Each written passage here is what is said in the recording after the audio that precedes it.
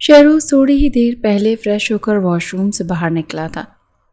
اس وقت شرٹلیس تھا اور سینے پر موجود زخم پر مرہم لگا رہا تھا کہ اچانک کمرے کا دروازہ کھلا اور صنم اپنی ہی دھن میں گنگناتی ہوئی کمرے میں داخل ہوئی، لیکن سامنے ملک شہروز کو بغیر شرٹ کے کھڑا دیکھ کر اس کی آنکھوں کے ساتھ اس کا منہ بھی کھل گیا تھا۔ اس نے فوراً اسے اپنے ہاتھ لبوں پر جمائے اور اس کی طرف پشت کر کے کھڑی ہو گئی۔ دوسری طرف شہروز کے ماتھے پر بھی لاتعداد بل پڑ گئے تھے۔ یہ کیا بدتمیزی ہے مس صنم؟ کیا آپ کو کسی نے مینرز نہیں سکھائے کہ کمرے میں داخل ہونے سے پہلے اجازت لیتے ہیں؟ اب کہ مجھے آپ کو ان چھوٹی چھوٹی چیزوں کے بارے میں بتانا ہوگا۔ وہ کافی غصے میں لگ رہا تھا۔ ویسے تو 24 گھنٹے ہی اس کی ناک پر غصہ دھرا رہتا تھا، لیکن اس طرح کے مواقع میں اس میں دیو گھس جاتا تھا۔ سر آئی ایم ریئلی سوری، مجھے لگا آپ کمرے میں موجود نہیں ہیں۔ اس نے انگلیاں چٹکھاتے ہوئے معذرت کی۔ شہروز اتنی آسانی سے اسے بخشنے کے لیے تیار نہیں تھا۔ مس صنم، میں نے آپ کو یہ بھی سمجھایا تھا کہ میری غیر موجودگی میں کوئی بھی میرے کمرے میں داخل نہیں ہو، اور اس کوئی بھی میں آپ بھی شامل ہیں، تو پھر آپ یہاں پر کیا لینے آئی ہیں؟ وہ شرٹ پہنے بغیر ہی چھوٹے چھوٹے قدم اٹھاتا اس کی طرف بڑھنے لگا۔ صنم بھی اب اس کی سمت دیکھ رہی تھی اور بار بار نظریں جھکا رہی تھی۔ سر آئی ایم ریئلی سوری، مگر آپ کی دادی جان کا حکم تھا کہ میں آپ کے کمرے کی صفائی کر دوں۔ میں اپنے کمرے کی صفائی خود کرتا ہوں، مجھے کسی کی ہیلپ کی ضرورت نہیں ہے، اور آپ کی یہ غلطی پہلی اور آخری سمجھ کر معاف کر رہا ہوں۔ دوبارہ اگر کبھی آپ نے میرے کمرے میں میری غیر موجودگی میں داخل ہونے کی کوشش کی اور میرے ہوتے ہوئے پہلے اجازت نہ لی تو آپ کو اسی وقت ہی اس نوکری سے نکال دوں گا۔ صنم کی آنکھیں یکدم ہی آنسوؤں سے بھیگ گئی تھیں اور اس کا دل زور زور سے دھڑک رہا تھا۔ اور پلیز یہ رونا دھونا بند کریں، مجھے روتی دھوتی ہوئی لڑکیاں شدید زہر لگتی ہیں۔ چلیں اب نکلیں یہاں سے۔ وہ جانے کے لیے پلٹی ہی تھی کہ اچانک ہی اس کا پاؤں وہاں پر موجود ٹیبل کے ساتھ جا کر ٹکرایا۔ وہ درد سے بل بلا کر رہ گئی تھی اور توازن برقرار نہ رکھ سکی۔ اس سے پہلے کہ وہ زمین بوس ہوتی، شہروز نے کمال پھرتی کا مظاہرہ کیا اور جھک کر اس کی کمر پر ہاتھ ڈال کر اسے اپنی جانب کھینچا۔ صنم زور سے اس کے سینے کے ساتھ جا کر لگی تھی۔ ایک درد بھری سیاہ اس کے لبوں سے نکلی، لیکن اس سے بھی زیادہ بے چینی اسے شہروز کی نزدیکی پر ہو رہی تھی۔ شہروز کا گرم جسم اس وقت اس کے لبوں کے ساتھ ٹچ ہو رہا تھا۔ اس کی گرفت میں بن پانی کی مچھلی کی طرح پھڑ پھڑا کر رہ گئی۔ شہروز بھی ایک لمحے کے لیے بھول گیا کہ وہ ایک معمولی سی ملازمہ ہے۔ چند لمحے اسی طرح ہی سے گزر گئے تھے۔ سر پلیز، دادی جان نیچے میرا انتظار کر رہی ہیں۔ صنم کی لڑکھڑاتی ہوئی آواز سن کر وہ ہوش کی دنیا میں آیا۔ اگلے ہی پل اسے پیچھے کی طرف دھکیل چکا تھا۔ صنم دوبارہ سے بیٹھ کے اوپر جا کر گری تھی۔ آپ خود کو نہیں سنبھال سکتی، میری دادی کا کیسے خیال رکھتی ہوں گی؟ وہ اپنی شرمندگی کو ختم کرنے کے لیے دوبارہ سے اس پر چڑھ دوڑا تھا، اور یہاں پر صنم کے ہاتھ پاؤں پھول گئے تھے۔ سر آئی ایم ریئلی سوری، میرا دھیان نہیں تھا، پتہ ہی نہیں چلا کب میرا پاؤں۔ چلیں اب یہاں سے جائیں اور مہربانی کر کے آنکھیں کھول کر چلیے گا۔ شہروز نے دروازے کی طرف اشارہ کیا تو وہ تیزی سے باہر کی طرف بھاگی تھی۔ اس کا دل زور زور سے دھڑک رہا تھا۔ اسے لگ رہا تھا کہ تھوڑی ہی دیر میں اس کا دل سینہ چیر کر باہر آ جائے گا۔ اس میرے اللہ کتنا ہاٹ انسان ہے یہ، اس نے آہستہ آواز میں اپنے آپ سے کہا اور پھر اپنی سوچ پر لعنت بھیجتے ہوئے بولی، صنم تھوڑی سی شرم کر لو، وہ شادی شدہ ہے اور اپنی بیوی سے بہت محبت کرتا ہے۔ کانوں کو ہاتھ لگاتے ہوئے وہ مس فریدہ کے کمرے کی طرف بڑھ گئی تھی۔ اس کا منہ لٹکا کر کمرے میں اندر داخل ہوتا ہوا دیکھ کر فریدہ صاحبہ نے بڑی مشکل سے اپنی مسکراہٹ روکی تھی۔ کیا ہوا؟ منہ کیوں لٹکایا ہوا ہے تم نے؟ میں نے آپ کو کہا بھی تھا کہ وہ ابھی تک آفس کے لیے نہیں نکلے ہیں، وہ اپنے کمرے میں ہی موجود تھے۔ صنم نے یہ کہا اور گرنے والے انداز میں صوفے پر جا کر بیٹھ گئی۔ دراصل تھوڑی ہی دیر پہلے فریدہ بیگم صنم کو اپنے پوتے کی شرارتوں کے بارے میں بتا رہی تھی۔ صنم کے دل میں آیا کہ وہ اپنے کھڑوس باس کی بچپن کی ساری تصویریں دیکھے، اور وہی البم اٹھانے کے لیے وہ اس کے کمرے میں گئی تھی۔ اس کی بدقسمتی یہ کہ وہ وہیں پر موجود تھا اور بہت ہی بیہودہ حالت میں تھا۔ صنم کو ابھی تک اپنے کانوں سے دھواں نکلتا ہوا محسوس ہو رہا تھا۔ تھوڑی ہی دیر کے بعد دروازے پر دستک ہوئی اور ملک شہروز دادی کے کمرے میں داخل ہوا۔ اس نے باور کروانے والی نظروں سے صنم کو دیکھا، جیسے اسے سمجھا رہا ہو کہ کمرے میں داخل ہونے سے پہلے اس طرح سے اجازت لیتے ہیں۔ وہ اس سے نگاہیں چرا کر رہ گئی تھی۔ دادی جانی آپ کا خیال تو رکھتی ہے نا بیٹا، یہ بھی کوئی پوچھنے والی بات ہے؟ صنم میرا بہت خیال رکھتی ہے۔ جب سے یہ میری زندگی میں آئی ہے نا، تب سے میری ساری پریشانیاں اور تکلیفیں دور ہو گئی ہیں۔ صنم نے اپنی اس تعریف پر بے ساختہ اپنی گردن اترا لی تھی۔ شہروز جس کی نظریں اس پر ہی جمی ہوئی تھی، وہ اس کے اس انداز پر گردن جھکا کر اپنی مسکراہٹ دبانے لگا اور اپنا سر جھٹک کر رہ گیا۔ دادی جان اس کو سمجھائیں کہ اس حویلی میں رہنے کے لیے اسے کچھ اصولوں پر عمل بھی کرنا ہوگا، اور کائنڈلی دوبارہ اسے میرے کمرے میں نہیں بھیجیے گا۔ آپ کو جو بھی کچھ چاہیے ہو آپ مجھ سے کہہ سکتی ہیں۔ مجھے اپنے کمرے میں اپنی بیوی کے علاوہ کسی اور کی موجودگی قبول نہیں ہے۔ یہ سن کر دادی نے تڑپ کر سر اٹھایا اور طنزیہ انداز میں بولی، ہاں میرے بچے، یقین رکھ، اور اگر تجھے اپنی بیوی سے واقعی اتنی محبت ہے تو اسے لے کر کیوں نہیں آتا؟ ابھی تک وہ اپنی ماں کے گھر بیٹھی ہوئی ہے۔ دادی فکر مت کریں، وہ وہاں پر بہت سکون میں ہے، اور جب ٹھیک وقت آئے گا تو میں اسے لے آؤں گا۔ فی الحال میں جا رہا ہوں، مجھے دیر ہو رہی ہے۔ یہ کہہ کر وہ دوبارہ سے صنم کی طرف متوجہ ہو گیا تھا۔ مجھے شکایت کا موقع نہیں دینا، یہ پہلی اور آخری غلطی تھی۔ انگلی اٹھا کر اسے وارننگ دیتا ہوا بہت تیزی سے دادی جان کے کمرے سے باہر نکل گیا تھا، جبکہ وہ آنکھیں چھوٹی چھوٹی کر کے اس کی پشت کو گھورنے لگی تھی۔ اگر یہ سربراہ انسان مجھے موٹی رقم نہ دے رہا ہوتا تو کب کا اس کی نوکری پر لاک مار کر یہاں سے جا چکی ہوتی، مگر مسئلہ یہ ہے کہ یہ روکڑا زیادہ دیتا ہے، اور اتنے پیسے اتنی کم محنت میں مجھے کوئی اور بھی نہیں دے گا۔ اس رات جب وہ گھر واپس گئی تو اس کی امی دروازے پر ہی کھڑی تھیں۔ اس کی امی کی آنکھیں رونے کی وجہ سے لال تھیں اور جسم بھی خوف سے لرز رہا تھا۔ صنم کو شدت سے کچھ غلط ہونے کا احساس ہوا تو اس نے بے ساختہ اپنی امی کے ہاتھ پکڑے اور پریشانی سے بولی، کیا ہوا ہے امی، آپ ٹھیک تو ہیں؟ اور یہ کیا حال بنایا ہوا ہے آپ نے اپنا؟ خالدہ بیگم نے فوراً سے اس کے لبوں پر انگلی رکھی اور اسے خاموش ہونے کا اشارہ کیا۔ اس کا ہاتھ پکڑ کر اسے گھسیٹتی ہوئی گلی کے ایک کونے میں لے گئی۔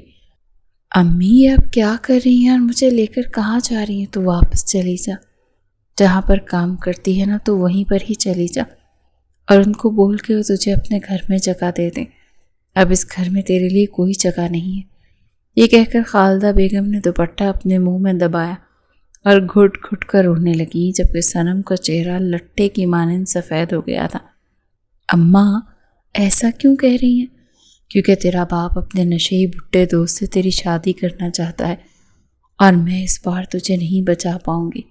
میں چاہتی ہوں کہ تو خود اپنی حفاظت کرے اور یہاں سے چلی جا، دوبارہ کبھی بھی اس گھر کے آس پاس بھی نہیں پھٹکنا، اور مجھے اس وقت تک کال نہیں کرنا جب تک میں تجھ سے خود رابطہ نہیں کرتی۔ یہ کہہ کر انہوں نے دوبارہ سے صنم کے سامنے ہاتھ جوڑ دیے تھے۔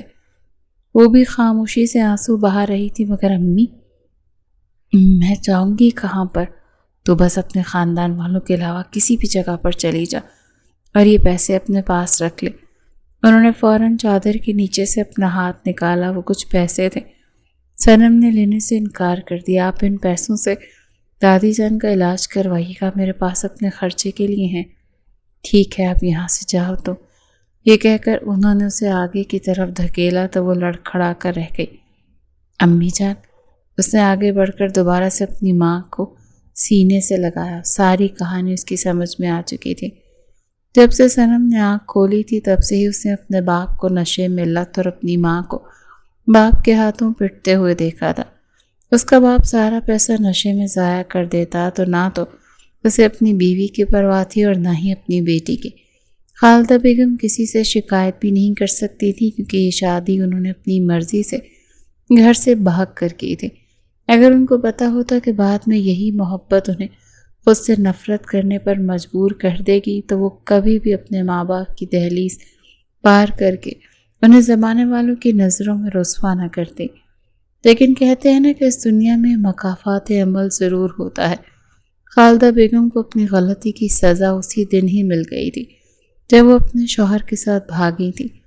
رات کے وقت ان کا شوہر جب نشہ کر کے کمرے میں واپس آیا تو اس کے منہ سے شراب کی بو آ رہی تھی۔ خالدہ بیگم نے ان سے دور ہٹنے کی کوشش کی تو سفیر صاحب نے اگلے ہی پل ان کو بالوں سے پکڑ کر زور سے جھٹکا دیا اور انتہائی غصے سے انہیں بیڈ پر پھینک دیا۔ پوری رات خالدہ بیگم روتی تڑپتی رہی مگر کوئی بھی ان کی سسکیاں سننے والا نہیں تھا۔ صبح سفیر صاحب یوں برتاؤ کر رہے تھے جیسے کچھ ہوا ہی نہیں، اور پھر خالدہ بیگم کی زندگی میں یہی سب کچھ لکھ دیا گیا۔ شادی کے 2 سالوں کے بعد اللہ تعالیٰ نے انہیں ایک بیٹی سے نوازا۔ تب بھی سفیر صاحب نے انہیں مارتے پیٹتے تھے اور پھر ایسا ہوا کہ سفیر صاحب نے گھر پر آنا ہی کم کر دیا۔ جب کبھی انہیں بہت زیادہ پیسوں کی ضرورت ہوتی تھی تو وہ دوبارہ سے آتے تھے اور جتنی بھی جمع پونجی ہوتی تھی چھین کر لے جاتے تھے۔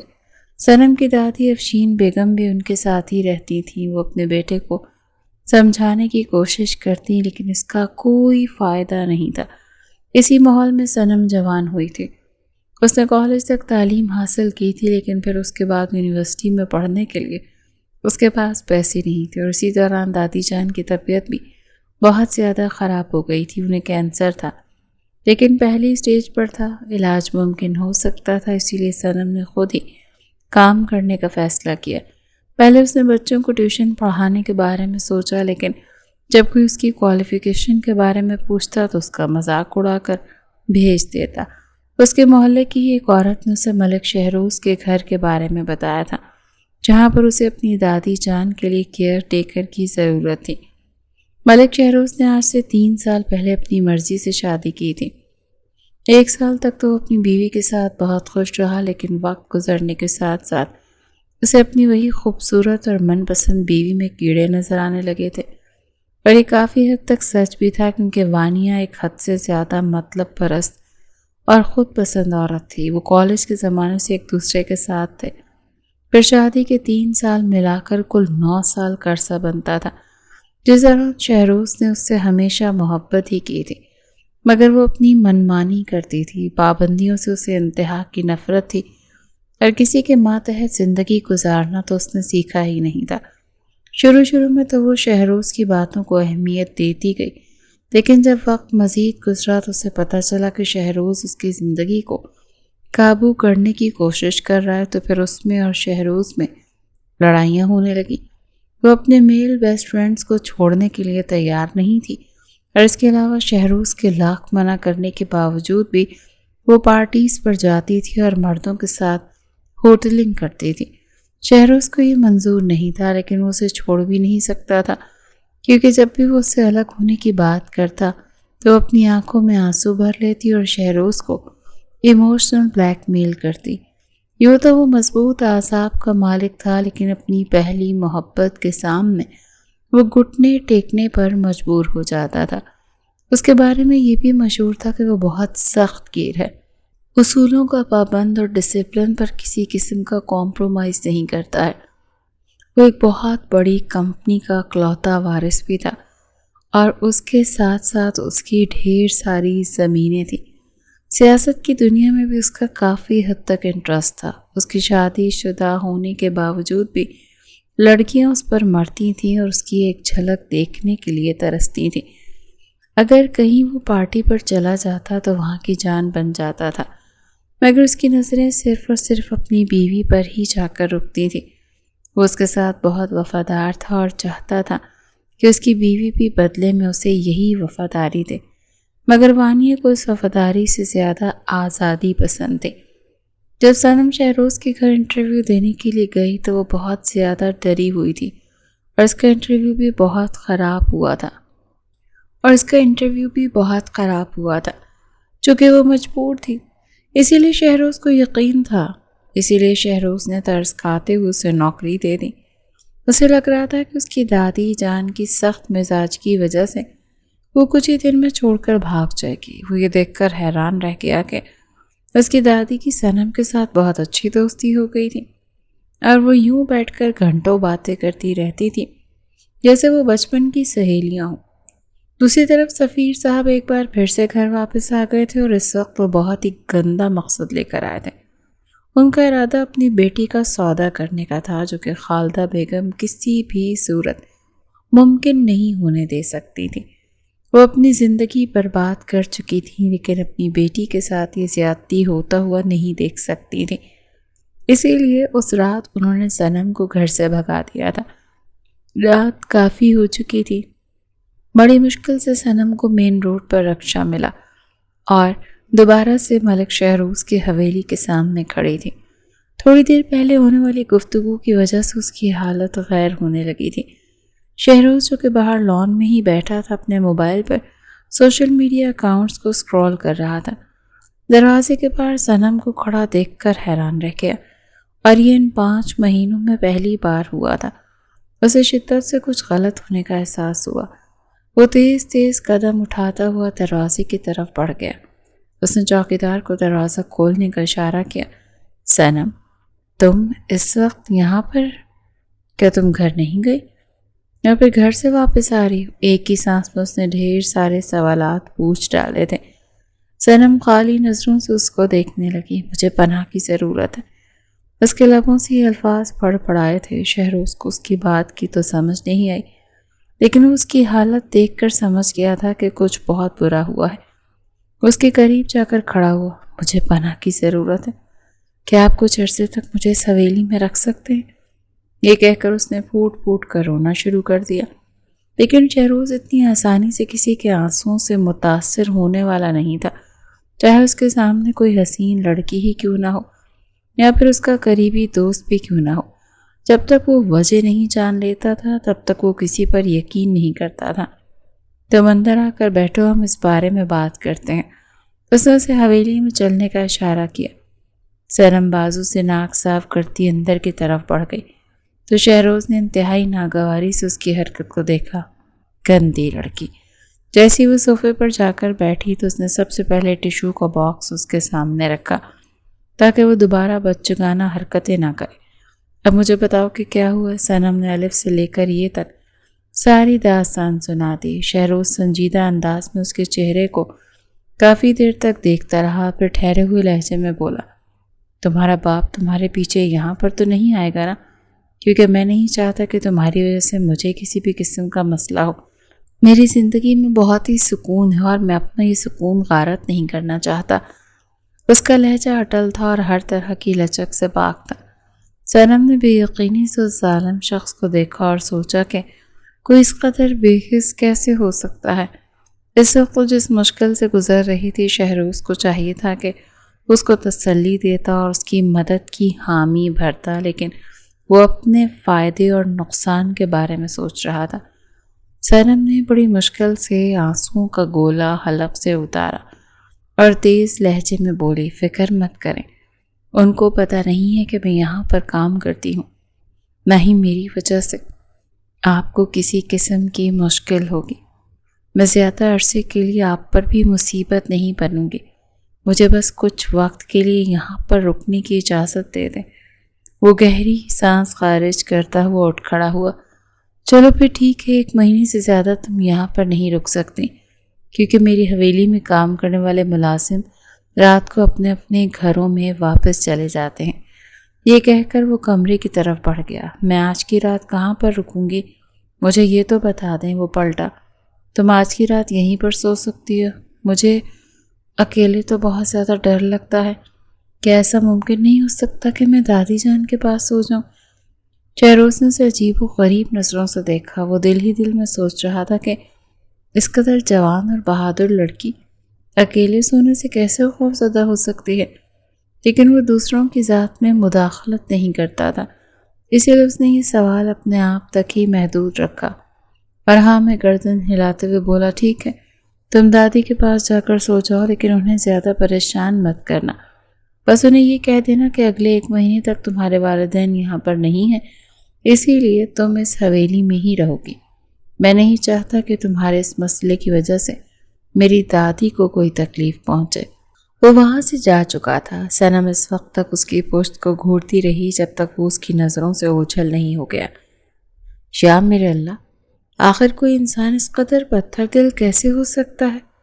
اب مجھے پکا یقین ہو گیا کہ یہی وجہ ہے جس کی وجہ سے اس کی بیوی سے چھوڑ کر چلی گئی ہے۔ وہ غصے سے پاؤں پٹکتی ہوئی دادی کے کمرے کی طرف بڑھ گئی تھی۔ رات کو کافی دیر تک ان سے باتیں کرتی رہی۔ جذبات میں آ کر اس نے دادی جان کو سب کچھ سچ سچ بتا دیا تھا، کیونکہ پیٹ میں بات رکھنے کی اس کو بھی عادت نہیں تھی۔ ان کو بتانے کے بعد اب وہ کافی حد تک پرسکون ہو چکی تھی۔ صبح جب وہ سو کر اٹھی تو وہ اپنے آپ کو کافی ہلکا پھلکا محسوس کر رہی تھی۔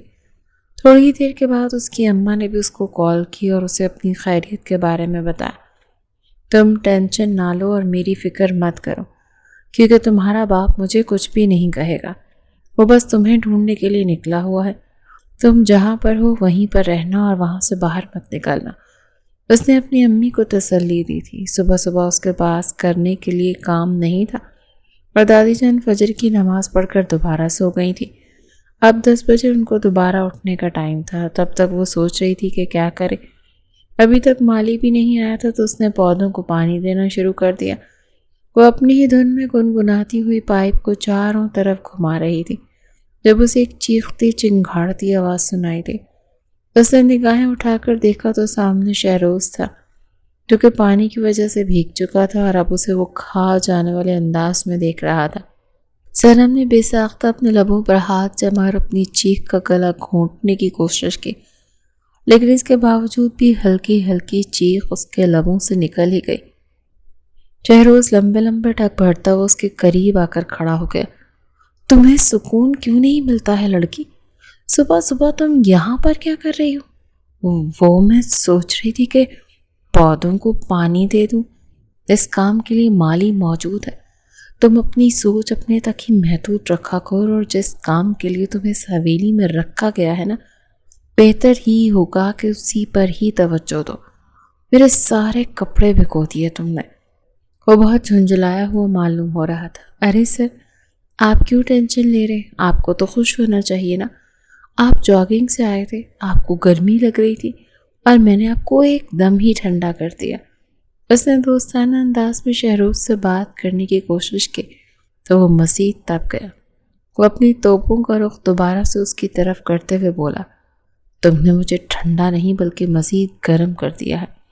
تم شکر مناؤ کہ دادی جان تم پر مہربان ہے، ورنہ میں تمہارا وہ حشر کرتا کہ کبھی خود سے بھی نظریں ملانے کے قابل نہیں رہتی۔ وہ یہ کہہ کر رکا نہیں تھا بلکہ لمبے لمبے ٹک بھرتا ہوا حویلی کے اندر داخل ہو گیا تھا، جبکہ وہ اس کے سوالوں میں الجھ کر رہ گئی۔ اب ان کی اس بات کا کیا مطلب تھا؟ کہ یہ مجھے کچھ گندا کہہ کر گئے ہیں؟ نہیں، سر تو بہت اچھے ہیں، وہ گندی بات تو کر ہی نہیں سکتے ہیں۔ اس نے پائپ وہیں پر پھینکا اور بھاگتی ہوئی گھر کے اندرونی حصے میں داخل ہو گئی۔ ویسے تو اس کا کام صرف دادی جان کے لیے ہی کھانا اور ناشتہ وغیرہ بنانا تھا، لیکن آج صبح ملازمہ بھی نہیں آئی تھی اور باورچی بھی چھٹی پر تھا۔ جاگنگ کے بعد شہروز کو بہت بھوک لگتی تھی اور وہ ہمیشہ واپس آنے کے بعد جوس کا گلاس پیتا تھا۔ اب اسے ان دونوں چیزوں کی سخت کریونگ ہو رہی تھی اور اس کی نظر صنم پر پڑی، جو کہ لاؤنج میں بدرو بن کر گھوم رہی تھی۔ مالک شہروز نے گہری سانس خارج کی۔ صنم، اس نے آواز اونچی میں اسے پکارا تو وہ خوف سے اپنی جگہ پر اچھل پڑی۔ قسم سے ابھی میں نے کچھ بھی نہیں کیا ہے، ابھی تو میں بس یہاں پر چہل قدمی کر رہی تھی۔ وہ ایک دم ہی گھبرا گئی تھی اور سوچنے لگی تھی کہ اب اس سے کون سی خطا ہو گئی۔ شہروز نے اسے حوصلہ دیا، تم فکر مت کرو، تمہاری غلطی کی وجہ سے تمہیں نہیں بلا رہا۔ مجھے جوس کا گلاس بنا دو اور اس کے ساتھ ہی میرے لیے آلو کے پراٹھے بھی بنانا۔ مجھے بہت بھوک لگ رہی ہے، لیکن آپ نے تو مجھے کہا تھا کہ یہاں پر میں دادی کی کیئر ٹیکر بن کر آئی ہوں۔ صنم نے اس کے الفاظ کو اسی کو واپس لوٹائے تھے۔ شہروز تو وہاں پر باس تھا، وہ کہاں اس سے دبنے والا تھا۔ وہ اس کے چہرے پر جھکتا ہوا خون خوار لہجے میں بولا، کیا تم چاہتی ہو کہ میں تمہیں نوکری سے نکال دوں؟ نہیں سر، میں ایسا سوچ بھی نہیں سکتی ہوں۔ یہ تو میرے لیے ایک بہت بڑا ڈراؤنا خواب ہے جس کے بارے میں سوچنے سے بھی مجھے ڈر لگتا ہے۔ آپ بے فکر ہو جائیں، آپ مجھے بتائیں کہ آپ کو کیا پسند ہے، بلکہ آپ ایسا کریں نا، آپ مجھے مینیو تھما دیں، میں وہ سب کچھ ہی بنا دوں گی۔ اسے ایک دم ہی جذباتی ہوتا ہوا دیکھ شہروز کے لبوں پر پھر سے ہلکی سی مسکراہٹ پھیلی تھی، لیکن وہ اپنی ہنسی چھپانے میں بہت ماہر تھا۔ ابھی بھی وہ چہرہ پھیر کر مسکراہٹ دبانے پر مجبور ہو گیا تھا۔ تم بس جوس کا گلاس اور پراٹھے بنا دو، میرے لیے اتنا ہی کافی ہے۔ جب اس نے محترمہ کے ہاتھوں کو بنایا ہوا کھانا کھایا تو وہ حیران رہ گیا، کیونکہ صنم کے ہاتھوں میں واقعی میں بہت زیادہ ذائقہ تھا۔ وہ جو اپنی تعریف سننے کی منتظر تھی، اس کے منہ سے ایک لفظ بھی نہ پھوٹنے پر مایوس ہو کر پلٹی کہ شہروز کی بھاری روبدار آواز اس کے کانوں میں گونجی۔ میرے پاس تمہارے لیے ایک آفر ہے۔ صنم کے کان کھڑے ہو کر اس کے دل میں بہت زیادہ پرجوش ہو گیا تھا، کیونکہ اسے اپنے باس کی آفرز بہت اچھی لگتی تھی۔ اگر تم اس گھر میں کھانا بنانے کا بھی کام کرو، یعنی اگر تم 1 سال تک یہاں پر کچن سنبھالنے کے لیے کانٹریکٹ سائن کرو، تب میں تمہاری تنخواہ ڈبل کر دوں گا، اور اس کے ساتھ ساتھ تمہارا یونیورسٹی میں بھی ایڈمیشن کروا دوں گا۔ اس کے چہرے سے نگاہیں چراتے ہوئے بولا، اور فکر مت کرو، تمہیں زیادہ لوگوں کے لیے کھانا نہیں بنانا پڑے گا، صرف میں اور میری دادی ہی ہیں، لیکن جب میری بیوی آ جائے گی تو ہم 3 ہو جائیں گے۔ شہروز کافی سنجیدہ نظر آ رہا تھا اور کسی بھی اینگل سے نہیں لگ رہا تھا کہ وہ مذاق کر رہا ہے۔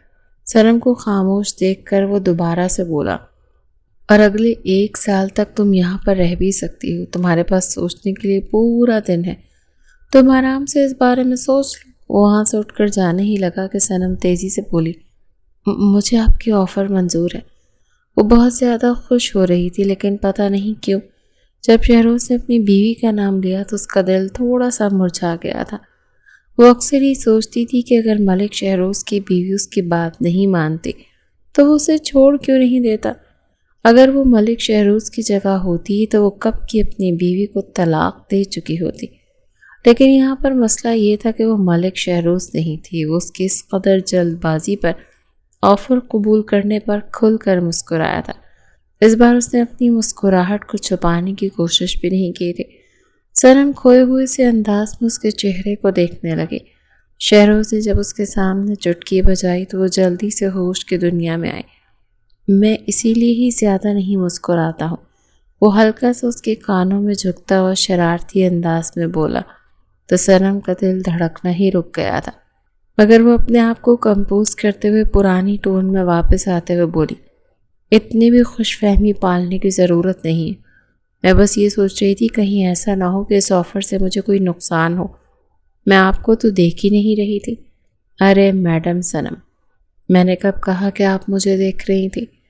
اب تو آپ نے خود ہی بتا دیا کہ آپ کے دل میں چور ہے۔ اس کا مذاق اڑاتا وہ وہاں سے چلا گیا تھا۔ بدتمیز انسان کہیں کا۔ لیکن جو بھی ہے اچھا بہت زیادہ ہے، قسم سے میرے تو مزے ہو گئے۔ اب اگلے مہینے کی تنخواہ جیسے ملے گی فوراً سارے پیسے اپنی اماں کو بھیج دوں گی۔ شہروز جب سے آفس میں آیا تھا صنم کے بارے میں ہی سوچے جا رہا تھا۔ اس کا معصوم چہرہ بار بار اس کی نظروں کے سامنے گھوم رہا تھا۔ تنگ آ کر اس نے اپنا سر دونوں ہاتھوں میں گرا دیا اور جھنجھلاتے ہوئے اپنے آپ کو مخاطب کرتے ہوئے بولا، میں کیوں اس لڑکی کے بارے میں مسلسل سوچ رہا ہوں، جبکہ میں جانتا ہوں کہ جو کچھ میں اس سے چاہتا ہوں وہ ممکن نہیں ہو سکتا۔ وہ کبھی بھی اپنے آپ کو پیسوں کے عوض میرے حوالے نہیں کرے گی، اور اپنی بیوی کو میں چھوڑ نہیں سکتا۔ تو بہتر یہی ہے کہ میں اس کے بارے میں ہی سوچنا چھوڑ دوں۔ اس نے اپنے آپ کو یاد کروانے کی کوشش کی کہ وہ ملک شہروز ہے، اس کے کچھ اصول ہیں اور وہ اپنے ان اصولوں سے پیچھے نہیں ہٹ سکتا۔ اچانک اس کے کمرے کا دروازہ دھاڑ کی آواز کے ساتھ کھلا۔ کمرے میں داخل ہونے والی شخصیت کوئی اور نہیں بلکہ اس کی وانیہ ہی تھی۔ وہ اسے کھا جانے والے انداز میں دیکھ رہی تھی۔ تم نے میرے اکاؤنٹس کیوں بلاک کر دیے ہیں؟ کیونکہ وہ سارا پیسہ میرا ہے جس سے تم مجھے فائدہ دیے بغیر ہی ان لوگوں پر اڑا رہی تھی جن سے میں حد سے زیادہ نفرت کرتا ہوں۔ وانیہ کو شہروز اس جواب کی بالکل بھی امید نہیں تھی۔ وہ بس اس کے چہرے کو گھور کر رہ گئی۔ مسٹر شہروز، ویسے میں نے کبھی بھی نہیں سوچا تھا کہ تم اس قدر تنگ ذہن ہو جاؤ گے میڈم وانیہ۔ اگر شوہر کا اپنی بیوی کی حفاظت کرنا اور اپنی بیوی کو غیر مردوں سے دور رکھنا آپ کو تنگ ذہنیت لگتی ہے تو اس میں قصور میرا نہیں بلکہ آپ کی تربیت کا ہے، جو آپ کے ماں باپ نے آپ کو سکھایا نہیں، اور اس میں غلطی کہیں نہ کہیں میری بھی ہے۔ مجھے محبت میں اتنا اندھا نہیں ہونا چاہیے تھا کہ میں یہ امپورٹنٹ چیزیں ہی بھول جاتا۔ وانیہ بے بسی سے اسے دیکھ کر رہ گئی تھی۔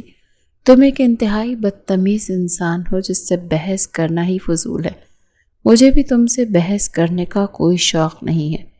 مجھے بتاؤ کہ تمہارا مقصد یہاں پر کس مقصد کے تحت آئی ہو، کیونکہ صرف پیسے تو تمہارا مقصد نہیں ہو سکتے۔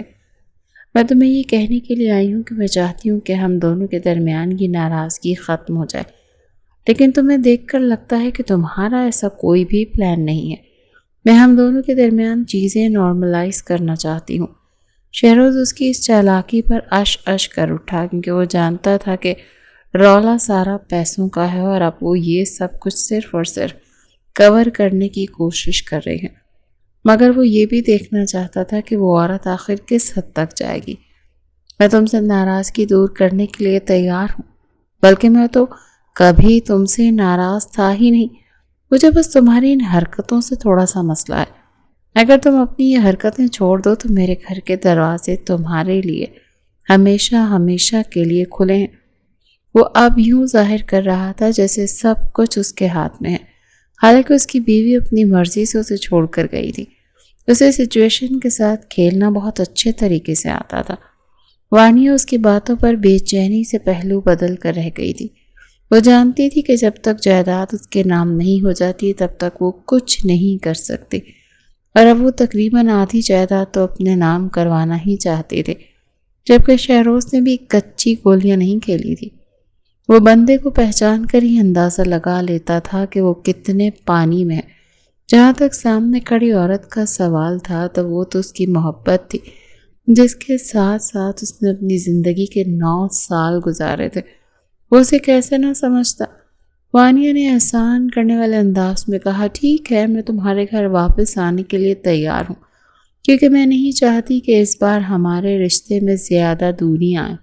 میری ایک اور شرط بھی ہے۔ وہ یہ سن کر بوکھلا گئی تھی۔ اب تمہاری کون سی نئی شرط ہے؟ میں چاہتا ہوں کہ اب ہم لوگ ایک بچے کے بارے میں سوچیں۔ میں فی الحال بچے کے بارے میں سوچ بھی نہیں سکتی۔ میں نے تمہیں کہا تھا کہ 5 سال سے پہلے مجھ سے اس بارے میں کوئی بات نہیں کرنا۔ وہ سخت جھنجھلا گئی تھی۔ مگر میں چاہتا ہوں کہ اب ہماری اولاد اس دنیا میں آئے، اور دادی جان بھی یہی چاہتی ہیں۔ وانیہ غصے سے اس کے آفس سے باہر نکل گئی تھی، جبکہ وہ اطمینان سے کرسی کے ساتھ ٹیک لگا کر بیٹھ گیا تھا اور گول گول گھومنے لگا۔ واہ ملک شہروز، کیا قسمت پائی ہے تم نے۔ وہ بیزاریت سے اپنا سر جھٹک کر رہ گیا۔ شام کو جب وہ حویلی واپس گیا تو صنم کو لان میں کرکٹ کھیلتا ہوا دیکھ کر حیران رہ گیا۔ حویلی میں اس کے ماموں جان آئے ہوئے تھے اور وہ ان کے بچوں کے ساتھ کرکٹ کھیل رہی تھی۔ وہ سب لڑکے اس کی عمر کے ہی تھے، اور آج پہلی بار شہروز کو شدت سے صنم کی عمر کا احساس ہوا، جو صرف اور صرف 19 سال کی تھی، جبکہ اس کے برعکس شہروز 28 سال کا تھا۔ ان کا ایج ڈفرنس بہت زیادہ تھا، اسی لیے تو صنم شرارتی بھی تھی اور وہ حد سے زیادہ سنجیدہ مزاج تھا۔ کیا ہو رہا ہے یہاں؟ شہروز کی آواز گونجی تو صنم نے خوف سے فوراً سے بلہ سائڈ پر پھینک دیا۔ کامران، جو کہ شہروز کا کزن تھا اور 21 سال کا تھا، اس نے صنم کی اس حرکت پر انتہائی غصے سے اپنے کزن شہروز کو دیکھا، جیسے اسے زندہ نکل جانے کا ارادہ رکھتا ہو۔ کامران کو صنم بے حد پسند آئی تھی۔ اس کا اس سے دوستی کرنے کا ارادہ تھا، جبکہ صنم کے دماغ میں ایسی کوئی بھی بات نہیں تھی۔ وہ تو بس ٹائم پاس کے لیے کرکٹ کھیل رہی تھی، اسی لیے اپنے لہجے کو کمپوز کرتے ہوئے بولی، وہ اصل میں ان بچوں کو کرکٹ کے بارے میں کچھ پتہ نہیں تھا نا، تو میں نے سکھا رہی تھی کہ کس طرح سے کھیلتے ہیں۔ کیا تم بابر اعظم ہو؟ شہروز کے طنزیہ انداز میں بات کرنے پر وہ تیزی سے بولی، میں اس سے بھی زیادہ اچھا کھیلتی ہوں۔ آپ ایک بار میرے ساتھ کھیل کر تو دیکھیں۔ اگر میں نے آپ کو پہلی بال پر آؤٹ نہ کیا تو میرا نام بھی صنم نہیں۔ یہ سن کر وہ پراسرار انداز میں مسکرا دیا تھا۔ وہ یہ بچگانہ حرکتیں تو نہیں کرتا تھا، لیکن نہ جانے کیوں آج اس کا دل کر رہا تھا کہ وہ صنم کے ساتھ کرکٹ کھیلے۔ اس نے بلا لیا اور پچ پر جا کر کھڑا ہو گیا۔ اگر میں جیت گئی تو مجھے کیا ملے گا، یہ بھی تو بتائیں۔ اگر تم جیت گئی تو میں تمہیں کل والی پارٹی میں اپنے ساتھ لے کر جاؤں گا۔ صنم کو پارٹیز اٹینڈ کرنے کا بچپن سے بہت شوق تھا، اور جب وہ امیروں کی پارٹیز دیکھتی تھی تو اس کے شوق کو مزید آگ لگتی تھی۔ اب اپنے باس کے منہ سے یہ بات سن کر وہ خوشی سے جھومنے لگی۔ ہارنے کی صورت میں شہروز نے اس سے کچھ بھی نہیں مانگا تھا۔ اس نے پرسکون ہو کر اپنے مخصوص انداز میں پہلی بال کرائی اور حیرت انگیز طور پر شہروز آؤٹ ہو گیا تھا۔ کامران نے انتہائی غصے سے شہروز کو گھورا، کیونکہ اسے لگ رہا تھا کہ وہ جان بوجھ کر آؤٹ ہوا ہے۔ دوسری طرف صنم پورے گراؤنڈ میں خوشی سے اچھلنے لگی تھی۔ شہروز نے اسے پسندیدہ نظروں سے دیکھا اور پھر اپنا سر جھٹکتا ہوا حویلی کے اندرونی حصے کی طرف چلا گیا۔ کل پھر تیار رہنا۔ باقی کے سب لوگ اسے مبارکباد پیش کر رہے تھے۔ کامران غصے سے حویلی سے باہر نکل گیا تھا، کیونکہ جس انداز میں شہروز نے اسے دیکھا تھا اسے سمجھ آ گئی تھی کہ وہ اسے کیا کہنا چاہتا ہے۔ اب وہاں پر صنم کے ساتھ کرن، سہیل اور احمد موجود تھے۔ اچانک ہی صنم کو یاد آیا کہ اس نے شام کے لیے کھانا بھی بنانا ہے۔ وہ فوراً سے بھاگتی ہوئی کچن کی طرف آئی تھی، لیکن شہروز نے اسے تسلی دے دی تھی کہ تم فکر مت کرو، اتنے زیادہ لوگوں کا کھانا بنانا تمہارے لیے مشکل ہوگا، اسی لیے میں باہر سے آرڈر کر رہا ہوں۔ تم بھول گئی ہو شاید، لیکن میں نہیں بھولا کہ تمہارا کانٹریکٹ صرف 3 لوگوں کا کھانا بنانا ہے، زیادہ لوگوں کا نہیں۔ صنم کا دل عجیب سے انداز میں دھڑکا اور خوش فہمی میں مبتلا ہو گیا، لیکن اگلے ہی پل صنم نے اپنے دل کو مار کر سلا دیا، کیونکہ وہ شہروز کے بارے میں کبھی اپنے خوابوں میں بھی نہیں سوچ سکتی تھی۔ یہ سراسر غلط تھا۔ وہ شخص شادی شدہ تھا اور اپنی بیوی سے بے تحاشا محبت کرتا تھا، تو صنم کیسے ایک شادی شدہ شخص کے خواب دیکھ سکتی تھی؟ کل صبح کی وقت ہی وہ منہ بنا کر دادی جان کے کمرے میں داخل ہوئی۔ دادی، میرے پاس پہننے کے لیے کوئی کپڑا ہی نہیں ہے۔ اسے اندازہ نہیں تھا کہ شہروز پہلے سے ہی وہاں پر بیٹھا ہوا ہے۔ تم فکر مت کرو، میں تمہیں اپنے ساتھ شاپنگ پر لے کر جاؤں گا۔ مجھے بھی اپنے لیے ڈریس لینا ہے، تو تم بھی شاپنگ کر لینا۔ وہ حیران ہو رہی تھی کہ شہروز اس پر اتنا مہربان کیوں ہو رہا ہے۔ اب اسے کافی حد تک ڈر بھی لگنے لگا تھا۔ دادی نے بھی آنکھوں ہی آنکھوں میں اسے پرسکون ہونے کا اشارہ کیا۔ نہ صرف شہروز نے اسے ڈھیر ساری شاپنگ کروائی، بلکہ اس کے ساتھ ساتھ اسے پارلر میں تیار ہونے کے لیے بھی لے کر گیا تھا۔ جب وہ باہر نکلی تو شہروز کے لیے اس کے چہرے سے نگاہیں ہٹانا مشکل ہو گیا تھا۔ وہ بہت زیادہ حسین لگ رہی تھی اور آسمان سے اتری ہوئی پری معلوم ہو رہی تھی۔ آپ شادی شدہ ہیں، آپ کو مجھے اس طرح سے نہیں دیکھنا چاہیے۔ نہ جانے کیوں مگر صنم کی زبان پھسل گئی تو شہروز نے یکدم ہی اپنی مٹھی غصے سے بھینچ لی، کیونکہ اس بات نے اسے بہت کچھ باور کروا دیا تھا۔ باقی کا پورا راستہ خاموشی میں گزرا تھا۔ اس نے دوبارہ صنم پر نگاہ ڈالنا بھی ضروری نہیں سمجھا تھا، بلکہ اس کا دل کر رہا تھا کہ وہ اس کو واپس حویلی چھوڑ دے، لیکن اس نے کمٹمنٹ کی تھی اور وہ اپنی کمٹمنٹ ہمیشہ پوری کرتا تھا۔ وہ دونوں پارٹی میں ایک ساتھ داخل ہوئے اور یہ بات صنم کی شدت سے نوٹ کی تھی کہ جب بھی کوئی اس کے بارے میں پوچھتا تو ساتھ ہی وانیہ کا نام بھی لیتا تھا۔ شاید وہ سمجھ رہے تھے کہ اس کا شہروز کے ساتھ چکر چل رہا ہے، اور یہ سوچ کر اس کی شرمندگی میں مزید اضافہ ہو گیا تھا۔ یا میرے اللہ، مجھے یہاں پر آنے کی کیا ضرورت تھی؟ وہ سب لوگوں کی نظروں سے بچنے کے لیے ایک سائڈ ٹیبل پر جا کر بیٹھ گئی۔ اسی وقت ہی اس کی ایک مردانہ آواز سنائی دی، ایکسکیوز می، کیا میں یہاں پر بیٹھ سکتا ہوں؟ وہ ملک صہیب تھا، بزنس کی دنیا کا بے تاج بادشاہ۔ کافی دیر سے وہ صنم کو نوٹ کر رہا تھا۔ اسے وہ خاموش اور خوبصورت لڑکی بے حد اچھی لگی تھی، جبکہ صنم اسے دیکھ کر یکدم ہی بوکھلا گئی تھی۔ آئی ایم ریئلی سوری، مگر نہیں، اس نے تیکھے لہجے میں کہا اور اپنا موبائل میں مصروف ہو گئی۔ ملک صہیب کا انٹرسٹ مزید بڑھ گیا، کیونکہ اسے ایسی لڑکیاں بہت انٹرسٹنگ لگتی تھیں جو کہ مردوں کو اگنور کرتی تھیں اور اپنے آپ کو توپ چیز سمجھتی تھیں۔ ملک صہیب ایسی لڑکیوں کا غرور توڑ کر اپنی انا کو تسکین پہنچانا چاہتا تھا، اور اب اسے اپنا اگلا شکار بھی مل گیا تھا۔ شہروز جو کہ تھوڑا فاصلے پر ہی کھڑا تھا، مگر وہ سمجھ گیا تھا کہ صنم اور صہیب کے درمیان کیا ہوا ہے۔ صہیب اس کی اجازت لیے بغیر وہاں پر بیٹھنے لگا تو صنم وہاں سے اٹھ کر چلی گئی تھی۔ اب کی بار صہیب کا چہرہ ٹماٹر کی طرح لال ہو گیا تھا۔ اس نے زور سے ٹیبل پر مکہ مارا تو شہروز نے یہ دیکھ کر فوراً سے اپنا چہرہ پھیرا اور اپنی مسکراہٹ دبائی۔ جب تک وہ لوگ پارٹی میں موجود رہے تب تک کافی لوگوں نے ہی شہروز سے شکایت کی کہ تمہاری کزن اپنے آپ کو پتہ نہیں کیا سمجھتی ہے، کسی کو منہ ہی نہیں لگاتی ہے۔ یہ سن کر شہروز کو حیرت بھی ہوئی اور انجانی سی خوشی بھی ہوئی تھی، کیونکہ وہ تو سمجھتا تھا کہ ساری لڑکیاں مردوں کو اپنی طرف متوجہ کر کے خوش ہوتی ہیں۔ جتنے زیادہ مردوں سے باتیں کرتی ہیں اتنی ہی زیادہ پاپولرٹی محسوس کرتی ہیں، مگر صنم ان لڑکیوں سے بالکل الگ تھی۔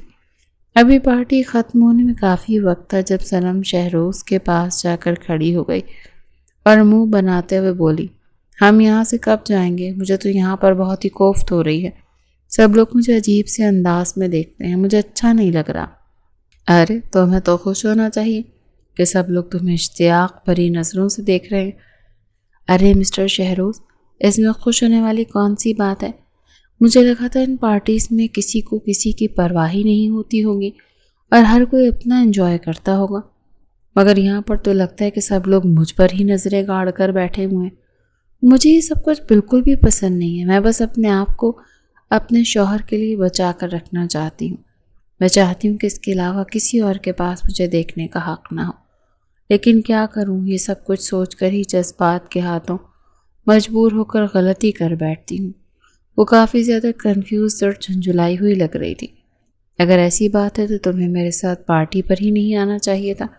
شہروز اسے تنگ کرنے والے انداز میں بولا تو وہ تیزی سے ہاں میں گردن ہلاتے ہوئے بولی، ہاں آپ بالکل ٹھیک کہہ رہے ہیں، میں آئندہ اس طرح کی پارٹیز میں نہیں آؤں گی۔ قسم سے میرے تو سر میں درد ہونے لگا ہے۔ میں نے تو آپ کی بیگم کی پارٹی دیکھی تھی جب ان کی دوستیں گھر پر آئی تھیں، مجھے لگا تھا سب امیروں کی پارٹیاں ایسی ہی ہوتی ہیں۔ یہ سن کر شہروز اپنی گردن پیچھے کر کے گرا کر کھلکھلا کر ہنسا تھا۔ وہ صرف عورتوں کی پارٹی تھی اور یہاں پر دونوں کمبائن ہیں، یہی تو مسئلہ ہے۔ مجھے ان چیزوں کی سمجھ نہیں آتی۔ تمہیں اپنے دماغ پر زور ڈالنے کی ضرورت بھی نہیں ہے۔ چلو میں تمہیں گھر ڈراپ کر دیتا ہوں، ورنہ تم واقعی میں یہاں پر پاگل ہو جاؤ گی۔ وہ ہلکے پھلکے انداز میں بولتا ہوا گاڑی کی طرف بڑھ گیا۔ اس کا اپنا سر بھی درد کرنے لگا تھا اور جسم بھی تکلیف کے مارے ٹوٹ رہا تھا۔ اسے یقین تھا کہ تھوڑی ہی دیر میں اسے تیز بخار ہو جائے گا۔ وہ پچھلی کئی راتوں سے مسلسل اپنے کام کی وجہ سے جاگ رہا تھا۔ نیند نہ پوری ہونے کی وجہ سے وہ اکثر ہی بیمار ہو جاتا تھا۔ جب وہ گھر پہنچا وہ اپنے روم میں تھا جب اسے بارش کی آواز سنائی دی۔ دن سے بارش میں بھیگا بہت پسند تھا۔ اپنی طبیعت کو سائڈ پر رکھ کر وہ کافی دیر تک بارش میں بھیگتا رہا۔ اس کی حالت بہت زیادہ خراب ہو گئی تھی۔ رات میں جب دادی جان گاؤں کی حویلی کے بارے میں اس سے باتیں کرنے لگی، اس کے کمرے میں گئیں تو اس کی حالت دیکھ کر یکدم پریشان ہو گئی۔ انہوں نے چیخ کر صنم کو وہاں پر بلایا۔ صنم نے ڈاکٹر کو کال کی۔ ڈاکٹر نے اسے خاص ہدایت کی کہ جب تک ان کا بخار اتر نہیں جاتا تب تک ان کے سر پر ٹھنڈے پانی کی پٹیاں رکھتی رہو۔ شہروز سے منع کیا تھا کہ میرے نزدیک نہ آنا اور نہ ہی مجھے ہاتھ لگانے کی کوشش کرنا۔ وہ نہیں چاہتا تھا کہ جذبات میں بہک کر وہ اس لڑکی کے ساتھ کچھ بھی غلط کر بیٹھے اور پھر کبھی دوبارہ اس سے نظریں ملانے کے قابل نہ رہے، کیونکہ اتنا تو اسے پتا تھا کہ وہ اس کے معاملے میں اپنے دل میں جذبات رکھتا ہے اور اسے اس کے بارے میں مزید جاننے کے بعد اسے بے تحاشا اچھی لگنے لگی تھی۔ ابھی بھی وہ بار بار اس کے ساتھ ٹچ ہو رہی تھی۔ وہ بخار میں بار بار اپنی گردن سائڈ پر موڑ لیتا جس سے پٹی اس کے سر سے اتر جاتی تھی اور اسے ہر تھوڑی دیر کے بعد اس کا سر سیدھا کرنا پڑتا تھا۔ اچانک ہی شہروز کا سر اس کے سینے کے ساتھ جا کر ٹکرایا تو ایک لمحے کے لیے وہ بھی سانس لینا بھول گئی تھی۔ دوسری طرف شہروز نے بھی اپنی خمار بھری نظریں کھولی۔ اس وقت اس کا سر صنم کی گود میں تھا۔ مجھے چھوڑو، مجھ سے دور ہو جا، میں بالکل ٹھیک ہوں۔ اس نے جھنجھلاتے ہوئے اور بیزار لہجے میں خود کو صنم سے دور کرنے کی کوشش کی، لیکن وہ بھی اپنی ضد پر قائم تھی۔ میں اس وقت تک یہاں سے نہیں جاؤں گی جب تک آپ کا بخار اتر نہیں جاتا۔ پٹی دوبارہ سے بیڈ کے اوپر جا کر گری تھی۔ وہ اٹھانے کے لیے ہلکی سے اس کے اوپر جھکی کہ توازن برقرار نہ رکھ سکی اور زور سے شہروز کے اوپر جا گری۔ اسی وقت ہی کمرے کا دروازہ ایک زوردار آواز سے کھلا۔ وانیہ سامنے کا منظر دیکھ کر دنگ رہ گئی تھی۔ اس نے بے ساختہ اپنے لبوں پر ہاتھ رکھا اور چیختے ہوئے بولا، گھٹیا عورت، تمہاری ہمت بھی کیسے ہوئی میرے شوہر کے قریب جانے کی؟ وہ اسے مارنے کے لیے اس کی طرف بڑھی تھی کہ شہروز نے جب وانیہ کو وہاں پر دیکھا تو اسے مزید غصہ آ گیا، کیونکہ کل رات اسے وانیہ کی ایک اور ریکارڈنگ موصول ہوئی تھی جس میں وہ ایک آدمی کی باہوں میں جھول رہی تھی۔ اب وہ ایک معصوم اور پاک دامن عورت پر الزام لگانے آ گئی تھی، اس سے پہلے کہ وہ صنم پر ہاتھ اٹھاتی۔ شہروز نے جو بخار کی تپش میں تھا، نہ جانے کہاں سے اتنی ہمت جمع کی کہ وانیہ کا ہاتھ ہوا میں ہی دبوچ لیا۔ اس کی آنکھیں سرخ انگارہ ہو رہی تھی۔ اس نے وانیہ کو پیچھے کی طرف دھکیلا اور گرجدار آواز میں بولا، خبردار وانیہ، جو تم نے صنم کو ہاتھ بھی لگایا، اس کی عزت پر وار کرنے سے پہلے اپنی زبان کو لگام دو، ورنہ مجھ سے برا اور کوئی نہیں ہوگا۔ وانیہ توازن برقرار نہ رکھ سکی اور بیڈ کے کونے سے جا لگی۔ وہ حیرت اور غصے کے ملے جلے جذبات کے ساتھ شہروز کو دیکھنے لگی۔ تم اس معمولی ملازمہ کی خاطر مجھے جھٹک رہے ہو؟ او مسٹر شہروز، تم کیوں نہیں جھٹکو گے؟ آخر کو یہ تمہارا دل جو لبھاتی ہے۔ شکر ہے میں وقت پر آ گئی اور مجھے اس نوکرانی کی حقیقت کا پتہ چل گیا، جو تمہارے مطابق ایک پاک دامن عورت ہے، لیکن میری نظر میں ایک انتہائی گھٹیا لڑکی ہے، جس کے ماں باپ نے اسے یہ تمیز بھی نہیں سکھائی کہ دوسروں کے گھروں میں جا کر ان کے شوہروں پر ڈورے نہیں ڈالتے۔ صنم کی آنکھوں سے آنسو بہہ نکلے۔ وہ ہاتھ جوڑ کر بولی، بیگم جی، خدا کے لیے ایسا نہ کہیں، سر کو بہت تیز بخار تھا، دادی جان نے مجھے پٹیاں کرنے کے لیے بھیجا تھا، میرا توازن بگڑ گیا تو میرا یقین کریں۔ Shut up! وانیہ اس پر چلائی، اپنی یہ مظلومیت کسی اور کو دکھانا۔ شہروز نے صنم کو اشارے سے خاموش کیا اور بیڈ سے اٹھ کر وانیہ کے سامنے جا کر کھڑا ہوا۔ اس کا چہرہ سپاٹ تھا مگر لہجے میں کاٹ تھی۔ تم پاک دامنی کی باتیں کر رہی ہو وانیہ؟ وہ لفظ تمہاری زبان پر جچتا نہیں ہے۔ آج جب میں یہاں بخار میں تڑپ رہا تھا تب تم کہاں تھی؟ اس لڑکی نے، جسے تم گھٹیا کہہ رہی ہو، رات کا آدھا حصہ میری تیمارداری میں گزارا۔ تمہیں تو اس کا شکریہ ادا کرنا چاہیے کہ یہ تمہارے حصے کا کام کر رہی ہے اور تم الٹا اسے ہی باتیں سنا رہی ہو۔ مجھے جب بھی تمہاری ضرورت ہوتی ہے تو تم دوسروں کے بازوؤں میں جھول رہی ہوتی ہے، اور یہاں پر ایک غلط فہمی کی بنیاد پر مجھے باتیں سناتی ہو۔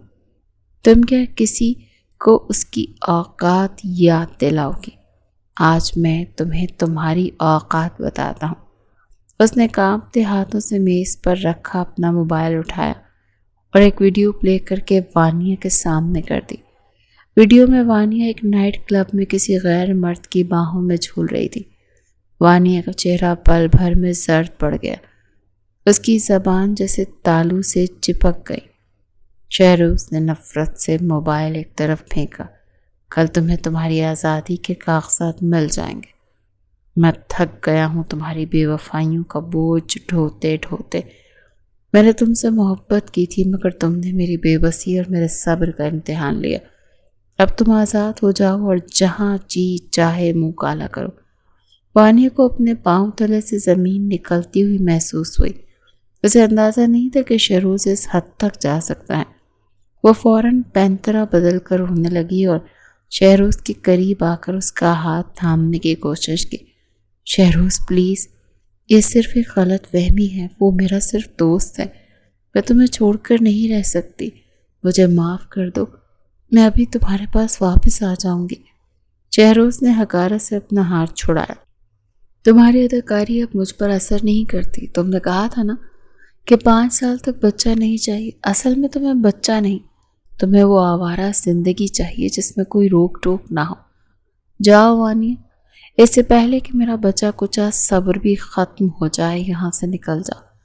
وانیہ نے جب دیکھا کہ شہروز کا دل پتھر کا ہو چکا ہے تو اس نے صنم کو ایک آخری نفرت بھری نظر سے دیکھا اور پیر پٹکتی ہوئی اپنا بیگ اٹھا کر کمرے سے باہر نکل گئی۔ صنم وہی بت بنی کھڑی یہ سب دیکھ رہی تھی۔ اسے لگ رہا تھا جیسے وہ کسی بھیانک خواب کا حصہ ہے۔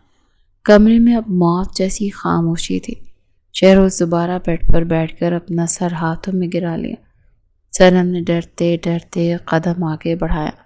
سر میری وجہ سے آپ کا گھر، صنم ابھی جاؤ یہاں سے۔ شہروز کی آواز دھیمی تھی، مجھے اکیلا چھوڑ دو۔ صنم نے ایک نظر اس ٹوٹے ہوئے شخص پر ڈالی جو اپنی 9 سالہ محبت کو دفن کر چکا تھا۔ وہ خاموشی سے کمرے سے باہر نکل آئی، مگر اس کا دل شہروز کے لیے عجیب سی بے چینی محسوس کر رہا تھا۔ اسے سمجھ نہیں آ رہا تھا کہ وہ شہروز کی آزادی پر خوش ہو یا اس کے دکھ پر ماتم کرے۔ اگلی صبح وہ دادی جان کے ساتھ بیٹھی ناشتہ کر رہی تھی۔ جب شہروز مسکراتا وہ ڈائننگ ٹیبل پر آ کر بیٹھا تو صنم کو حیرت ہو رہی تھی کہ کل اس آدمی کا گھر ختم ہو گیا اور آج وہ خوش ہو رہا ہے۔ کہیں ایسا تو نہیں کہ اس نے اپنی بیوی کے ساتھ ناراضگی ختم کر دی۔ یہ خیال آتے ہی نہ جانے کیوں اس کا دل زہر سے بھر گیا تھا۔ میرے لیے ناشتہ نہیں بنایا تم نے؟ اس نے مصنوعی غصے سے صنم کو گھورتے ہوئے سوال کیا تو وہ بری طرح سے سٹ پٹا گئی۔ آئی ایم ریئلی سوری، مجھے لگ رہا تھا آپ آفس کے لیے نکل گئے تو بندہ کمرے میں آ کر چیک ہی کر لیتا ہے۔ آپ نے کہا تھا میری غیر موجودگی میں کسی کو بھی میرے کمرے میں جانے کی اجازت نہیں۔ وہ انگلیاں چٹکھاتے ہوئے اس کے الفاظ اسی کو ہی واپس کر رہی تھی۔ چلو اب ناشتہ ختم کرو اور پھر اس کے بعد میرا ناشتہ بنانا۔ نہیں میں بس کر چکی۔ وہ اٹھ کر کچن کی طرف بھاگی تھی۔ دادی جان نے شہروز سے اس کے اروانیہ کے بارے میں پوچھا تو وہ گہری سانس خارج کرتے ہوئے بولا، میں نے اس عورت کو آزاد کر دیا دادی جان۔ آپ ٹھیک ہی کہہ رہی تھی، اس کو موقع دینے کا کوئی فائدہ نہیں ہے۔ وہ ہمیشہ ان مواقعوں کا غلط استعمال کرتی تھی۔ میں نے اسے اپنی زندگی سے بے دخل کر دیا ہے۔ کل رات فون پر ہی میں نے اسے طلاق دے دی تھی اور آج صبح اسے کاغذات بھی مل جائیں گے۔ میں ان پر پہلے ہی سائن کر چکا ہوں۔ صنم کا دھیان ناشتے کی طرف کم تھا اور باہر کی باتوں کی طرف زیادہ۔ کب شہروز کچن میں داخل ہو اسے اندازہ نہ ہو سکا۔ اس کے برابر میں آ کر کھڑا ہو گیا اور اس کے کانوں میں جھکتا ہوا بھاری لہجے میں بولا، کسی کی باتیں چھپ کر سننا بہت ہی غلط بات ہے۔ وہ بری طرح سے سٹ پٹا گئی، اس کے چہرے کی ہوائیں اڑ گئیں۔ ریلیکس، کیا ہو گیا؟ ڈر کیوں رہی ہوں؟ میں کوئی بھوت وغیرہ تو نہیں ہوں۔ وہ آج بہت زیادہ شوخ لہجے میں بات کر رہا تھا، چھوٹی چھوٹی بات پر مذاق بھی کر رہا تھا۔ آپ کی طبیعت تو ٹھیک ہے؟ مجھے ایسا کیوں لگ رہا ہے آپ نے؟ وہ ایک دم خاموش ہو گئی۔ کہیں تمہیں ایسا تو نہیں لگ رہا کہ میں نے نشہ وشا کیا ہوا ہے؟ اس کی بات پوری کرتے ہوئے بولا تو صنم نے ہاں میں گردن ہلا دی۔ شرم کر جاؤ، اپنے باس پر الزام لگاتی ہوں۔ وہ کہتے ہوئے پلٹا اور پھر سنجیدگی سے بولا، اس میں تمہارا کوئی قصور نہیں تھا۔ میں نے جو کچھ بھی کیا ہے اپنی مرضی سے کیا ہے۔ تم اپنے دل کو بھاری نہ کرو اور اپنی پڑھائی کی طرف توجہ دو۔ میں نے تمہاری یونیورسٹی میں ایڈمیشن کروا دیا ہے اور تمہاری ہیلپ کے لیے کچن میں ایک اور ملازمہ رکھوا دی ہے۔ اگر کبھی تم بیزی ہو تو وہ تمہاری جگہ کام کر دیا کرے گی۔ وہ اس سے پوچھنا چاہتی تھی کہ وہ اس پر اتنی مہربانی کیوں کر رہا ہے، لیکن الفاظ اس کے منہ میں ہی دم توڑ گئے تھے، کیونکہ جس طرح کا جواب وہ سننا چاہتی تھی اگر شہروز اسے وہ جواب نہ دیتا تو اس کا دل چکنا چور ہو جاتا۔ اسے اپنی اوقات بھی یاد رکھنی تھی کہ وہ غریب خاندان سے تعلق رکھتی ہے جس کی اس کے گھر میں صرف اور صرف ایک نوکرانی کے حوالے سے جگہ تھی، مالکن کے حوالے سے نہیں۔ وقت گزرنے کے ساتھ ساتھ شہروز اس کے بارے میں بہت زیادہ سوچنے لگا تھا اور اب اس نے اٹل فیصلہ کر لیا تھا کہ وہ اس لڑکی سے نکاح کرے گا۔ اگر قسمت اسے اپنی مرضی کی لڑکی چننے کا موقع دے رہی تھی تو وہ یہ موقع ہاتھوں سے نکلنے کی اجازت نہیں دے سکتا تھا۔ دادی جان سے بھی اس نے بات کر لی تھی، وہ بھی بہت زیادہ خوش تھیں اور اسے دعائیں دے رہی تھیں۔ انہوں نے تو پہلے بھی اسے کہا تھا کہ اگر تمہاری شادی اس نکمی وانیہ سے نہ ہوئی ہوتی تو میں صنم سے تمہارا نکاح کرواتی۔ بہت ہی اچھی، نیک اور پاک دامن بچی ہے۔ ایک دن صنم سڑک کنارے کھڑی گنے کا جوس پی رہی تھی۔ شہروز بھی اس کے ساتھ تھا۔ اچانک ہی صنم کو اپنے نام کی پکار سنائی دی۔ اس نے پلٹ کر دیکھا تو وہاں اس کا باپ کھڑا تھا، جو اسے کھا جانے والے انداز میں دیکھ رہا تھا۔ اس سے پہلے کہ وہ اسے برا بھلا کہہ کر اس پر ہاتھ اٹھاتا، شہروز فوراً سے اس کے سامنے آ کر کھڑا ہو گیا۔ اے لڑکے، کون ہو تم؟ مجھے اپنی بیٹی سے بات کرنی ہے۔ شہروز نے پلٹ کر صنم کو دیکھا، جس نے ہاں میں گردن ہلا دی۔ اس نے گہری سانس خارج کی اور ٹھہرے ہوئے لہجے میں بولا، میں آپ کی بیٹی کا شوہر ہوں۔ صنم کے دل کی بیٹ سلو ہو گئی۔ دوسری طرف سفیر صاحب غصے میں آ گئے۔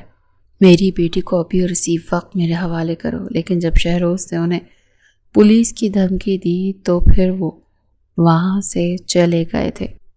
گاڑی میں صنم نے اس سے پوچھا کہ آپ نے انہیں یہ کیوں کہا کہ میں آپ کی بیوی ہوں؟ کیونکہ تم میری ہونے والی بیوی ہی ہو۔ صنم کا دل اب ایک لمحے کے لیے رک گیا تھا۔ اسے اپنے کانوں پر بھی یقین نہیں آ رہا تھا۔ شہروز نے اس کی آنکھوں میں جھانکا اور بھاری لہجے میں بولا، میں واقعی میں تم سے نکاح کرنا چاہتا ہوں اور تمہارے ساتھ اپنی ساری زندگی گزارنا چاہتا ہوں۔ میں جانتا ہوں کہ میں تمہارے قابل نہیں ہوں، لیکن میں تمہیں کھونا بھی نہیں چاہتا ہوں۔ تم اس بارے میں سوچنے کے لیے وقت لے سکتی ہو، لیکن مجھے جواب صرف ہاں میں چاہیے۔ صنم سمجھ نہیں پائی تھی کہ وہ اسے پرپوز کر رہا ہے یا پھر اپنا حکم مسلط کر رہا ہے۔ صنم کو یوں گمسم دیکھ کر پہلی بار شہروز کو اپنا دل ڈوبتا ہوا محسوس ہوا، اور پہلی بار اسے کسی کو کھونے کا ڈر لگا۔ کافی دن تک صنم اسی بارے میں سوچتی رہی اور پھر آخر کار اس نے اپنے دل کی مانتے ہوئے حامی بھر لی۔ وہ بھی اس شخص سے محبت کرتی تھی اور اپنی ساری زندگی اس کے ساتھ گزارنا چاہتی تھی۔ کئی بار وہ اسے چپکے سے دعاؤں میں مانگ بھی چکی تھی۔ اللہ تعالیٰ نے اس کی محبت کا مان رکھا، اور اب جب وہ شخص اسے حاصل ہو رہا تھا تو کیوں انکار کر کے ناشکری کرتی۔ شادی کی رات بھی آ گئی۔ پھولوں کی سیج پہ بیٹھی ہوئی صنم کا دل بے ترتیب انداز میں دھڑک رہا تھا۔ سرخ روسی جوڑے میں ملبوس بھاری کامدار دوپٹے کے بوجھ تلے دبی وہ اس وقت کنفیوز اور گھبراہٹ کے حصار میں تھی۔ اسے رہ کر یہی خیال ستا رہا تھا کہ کیا وہ اس نئے رشتے کو نبھا پائے گی۔ کمرے کا دروازہ کھلا اور شہروز کی مخصوص قدموں کی چاپ سنائی دی۔ صنم نے بے ساختہ اپنے ہاتھوں کو بھیج لیا۔ شہروز دھیرے دھیرے چلتا اس کے قریب آ کر کھڑا ہوا۔ اس نے صنم کے لرزتے ہوئے ہاتھوں کو دیکھا تو اس کے چہرے پر ایک نرم سی مسکراہٹ پھیل گئی۔ وہ جانتا تھا کہ صنم کے لیے یہ سب کتنا نیا اور غیر متوقع ہے۔ شہروز نے محبت سے جھک کر اسے اپنی مضبوط باہوں کے حصار میں لیا اور ایک چھوٹے بچے کی طرح اٹھا کر اپنی گود میں بٹھا لیا تو صنم کی آنکھیں حیرت سے پھیل گئیں۔ اس نے گھبرا کر شہروز کے کاندھوں کا سہارا لیا تو شہروز اس کی آنکھوں میں جھانکتے ہوئے نہایت ہی مدھم لہجے میں کہا، میں یہ وقت باتوں اور نصیحتوں میں ضائع نہیں کرنا چاہتا۔ میں یہ تمہارے ساتھ گزارنا چاہتا ہوں، تمہیں محسوس کرنا چاہتا ہوں۔ صنم، کیا مجھے اجازت ہے؟ صنم نے شرم سے اپنی پلکیں جھکا دیں اور خاموشی سے سر ہلا کر اسے اجازت دے دی۔ شہروز نے اپنی گرفت مزید مضبوط کی اور اسے مزید قریب کرتے ہوئے اس کے گلابی لبوں پر اپنی محبت کی پہلی مہر ثبت کی۔ صنم کو لگا جیسے وقت تھم گیا ہو۔ شہروز کے لمس میں ایک ایسی اپنائیت تھی جس نے صنم کے سارے ڈر ختم کر دیے تھے۔ اس کے بعد شہروز کے لب صنم کی سراہی دار گردن کی طرف بڑھے، جہاں اس نے نہایت محبت سے اسے چوما۔ صنم کے بدن میں ایک سنسنی سی دوڑ گئی اور اس نے بے ساختہ اپنی پلکیں موند لی۔ بے چین سسکی صنم کے لبوں سے نکلی تو شہروز نے نہایت احتیاط سے اس کا بھاری کامدار دوپٹہ سر سے اتارا اور اسے ایک طرف رکھ دیا، جیسے وہ صنم کو ہر طرح کے بوجھ سے آزاد کر رہا ہو۔ اب صنم کو چہرہ چاند کی طرح دمک رہا تھا۔ شہروز کی انگلیاں صنم کی قمیض کے بٹنوں کی طرف بڑھیں اور اس نے انتہائی آہستگی سے اسے اتارا۔ اس غربت کے لمحوں میں صنم کی دھڑکنیں تیز سے تیز تر ہوتی جا رہی تھی۔